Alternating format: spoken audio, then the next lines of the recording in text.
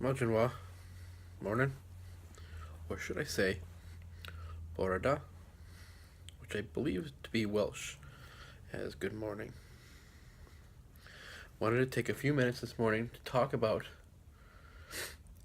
Edward Williams, also known as Iolo Morganwg. Now, to preface this video, please forgive my Welsh pronunciation. I'll do my best. So, better known as Iolo Morganwg, 1747 to 1826 is his dates.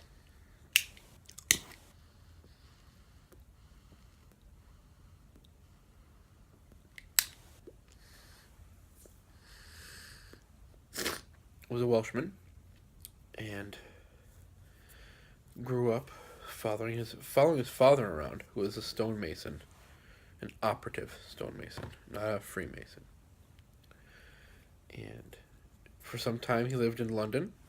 He moved back to marry, and he tried his hand at farming, of which he failed at miserably, and that's when he began his forgeries. This is basically about this. It's hard to take somebody seriously when they're a forger. And I talked about this in a previous video. The video, Celtic Zodiac.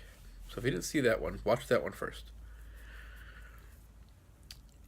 But his delivery of things that are forged, that he completely fabricated and made up, I'm not saying that they don't have value. Some of them have value. Some of them there's something to gain. Some of them is outright madness. Because he presents this material boldly by claiming that this is original material. This is a continuation. It's a direct continuation from ancient Druidic practice, of which we know from his material that it is not.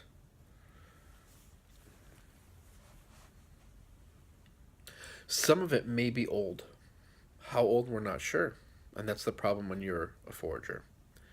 Did all of his material come from himself? No. I should have said that in my previous video. But it's hard to take somebody serious or look at their work either with respect or even scholastically to say, well, this comes from here, or you made this up, and you made this up, why? So there was none of that. It was just, this is what I'm presenting, and it's, it's authentic material.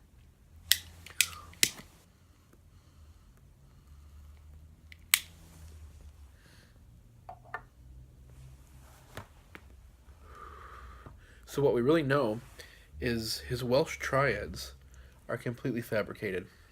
They're made up. I've read them. Some of them are quite nice. And you know what? There's a triad game that I play sometimes with my friends, a drinking game. I ask a friend, I make up a triad, the question, and they have to answer.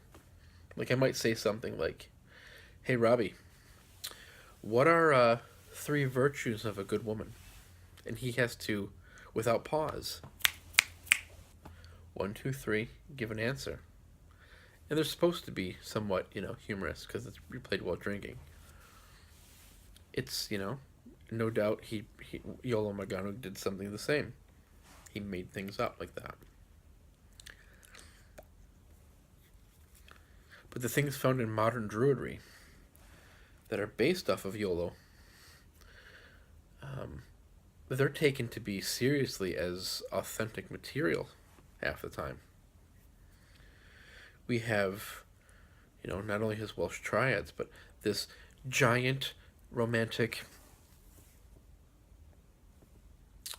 Welsh bardism in the 1700s, where, he created at, London at Primrose Hill.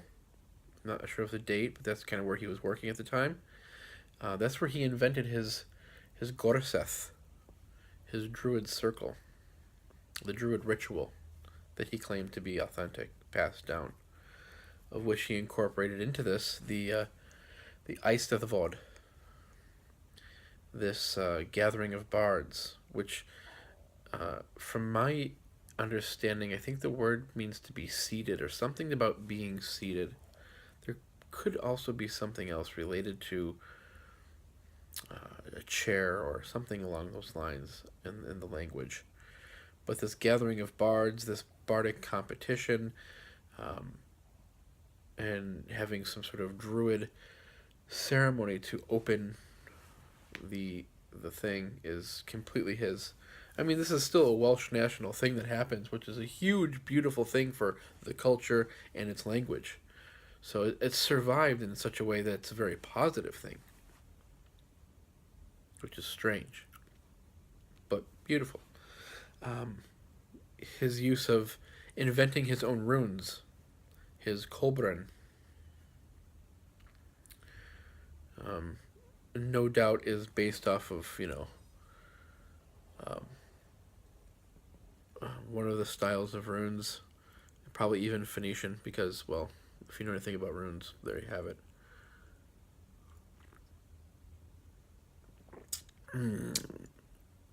Coffee. I invoke the sun with my coffee because it's yellow. We have the 3 rays of the Awen, the symbol of the 3 rays. He's said to have made that up. We're not really sure. Again, when you're a forger, we can't take you seriously. But his connection to cosmology, how the 3 rays came into being by God speaking his name, is a very Judeo-Christian type of play he has within his work. Same go with his 3 circles of creation. What do you have, like, I've seen different models. Anun, Abred, Gwyneth, and Kygant. 3 circles around the Awen symbol. Now, he didn't invent the Awen. The Awen being, like, of inspiration, that's a Welsh bardic thing that goes back a very long time. And that's the thing he did within his forgeries. He kind of drew upon the culture and elaborated and made it, bigger and bolder to have people buy into this. So he did take things that were existing within the culture and just kind of expand on that. But that's the thing. There are things within his work that are kind of authentic, but we don't exactly know for sure which things are and which are not. There's certain things we can point to and go, okay, this kind of comes from something that's older, but we're not exactly sure if his source material is accurate. His Druid's prayer, grant, O God, thy protection, and in thy protection strength, and in strength understanding, and this, his Druid's prayer. That's his invention. This very hardcore division between the 3 ranks of Bard, Ovate, and Druid, and which each class studied and how they did it, having the separate types of schools, and that's kind of him too. Especially with wearing the colors of blue, green, and white. That's all Iolo. Now, what most people don't realize is he was addicted to a narcotic. He was on laudanum. If you know anything about laudanum, it's basically a 10% powder opium. It's like 1% morphine. But it's highly addictive narcotic.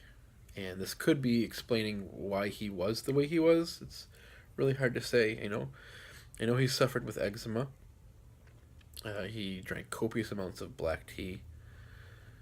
He often was like a Rip Van Winkle type of guy. He was not connected to the home. He would rather be out. So he wasn't really a good husband or a father. He had children, of which his son was responsible for gathering his works together, which I think they called the Iolo manuscripts, and there was 26 of them, I believe. He later produced that work called, I'm going to butcher this, the Bardvas, and that's a lot of that work in that book is his invention, which is I've read some of it's good, but some of it it's very Unitarian, and it shows because he became Unitarian. I think it was like 1799 is when he decided he was gonna abandon this concept of I'm pagan, because I don't think he ever really was. It was just kind of a gloss for something, perhaps. But it's really hard to take you serious when you forge things, when you make them up, and you're delivering them as lies. You're saying that these things are authentic. And then when you mix things in which are real, it's hard to tell which things are real and which are not. I said in the other video before, in the Celtic Zodiac, when I was covering this, that if you're inventing something on behalf of the culture to continue the culture, that's fine, but you have to take ownership of that. You have to step up and say, look, I was inspired by this story, or there's this belief or this practice because of this. And, we can say that our people have been doing X, Y, and Z for this period of years, and I did this in ritual and people really liked it. We're going to continue to do this in this ritual. And it means this to us. And that becomes a tradition. Well, that's wonderful. But you've taken ownership of that by saying, like, I am responsible as an adult, and this works for us, and we're going to pass this down. And it's inspired by, not just, our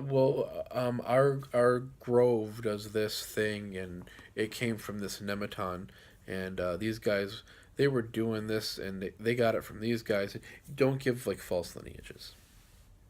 It's rubbish. There's nothing wrong with being inspired by something and then passing that down.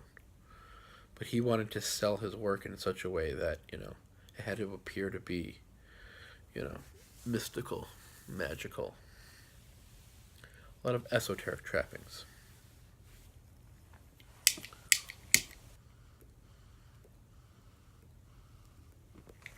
I mean, if you've not read Iolo's work, you should. Again, I'm not saying there's no value to it. Everybody's going to take what they want from it. But you have to understand kind of who he was as a man and where he was coming from. And you also have to understand what was going on in history during this time period within these locations.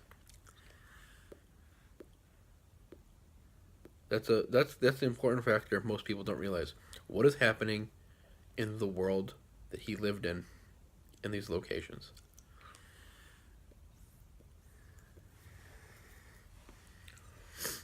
So yeah.